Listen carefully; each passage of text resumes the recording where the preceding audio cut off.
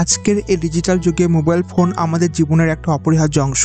পড়াশোনা, কাজ, বিনোদন, সোশ্যাল মিডিয়া প্রতিটি ক্ষেত্রেই আমরা দিনে গড়ে 5 থেকে 6 ঘন্টা বা তারও বেশি সময় মোবাইলে ব্যয় করি। কিন্তু অতিরিক্ত মোবাইল ব্যবহারের কারণে আমাদের চোখে পড়ছে এক বিশেষ ধরনের চাপ, যা ডিজিটাল আই স্ট্রেন নামে পরিচিত।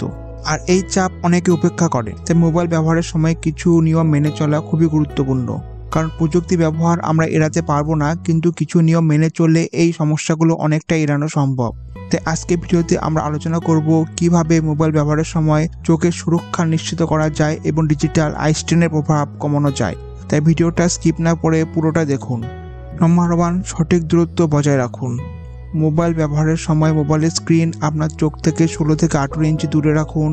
মোবাইল খুব কাছে ধরলে চোখের পেশিতে বাড়তি চাপ পড়ে, যা দৃষ্টিশক্তি দুর্বল করতে পারে।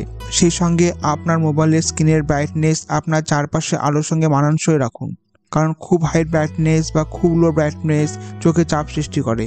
মোবাইলের নাইট মোড চালু রাখুন, যা স্ক্রিনের ব্লু লাইট কমাতে সাহায্য করে।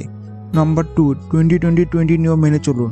প্রতি 20 মিনিট পর পর মোবাইল থেকে চোখ সরান। তারপর 20 সেকেন্ড ধরে কমপক্ষে 20 ফুট দূরে কোনো বস্তুর দিকে তাকিয়ে থাকুন। এই সহজ অভ্যাস আপনার চোখের পেশিকে আরাম দেবে। চোখের পলক ফেলার অভ্যাস বজায় রাখুন। মোবাইল ব্যবহারের সময় আমরা সচেতনভাবে কম পলক ফেলি, যা ড্রাই আইয়ের কারণ হয়। তাই ইচ্ছাকৃতভাবে পলক ফেলার অভ্যাস গড়ে তুলুন। নাম্বার 4, ফন্টের আকার বড় করুন। মোবাইলে খুব ছোট ফন্টে লেখা পড়ার চেষ্টা করবেন না। বড় ফন্ট ব্যবহার করলে চোখের উপর কম চাপ পড়ে।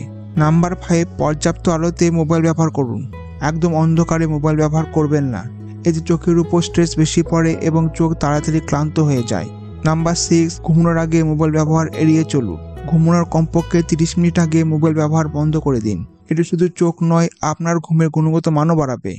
অতিরিক্ত মোবাইল ব্যবহারের ফলে ড্রাই আই, চোখে জ্বালা পড়া, মাথা ব্যথা, ঝাপসা দেখা বা ঘুমের সমস্যা হতে পারে। তাই যদি এই উপসর্গগুলো দীর্ঘদিন ধরে টিকে থাকে, তবে অবশ্যই চিকিৎসকের পরামর্শ নিন।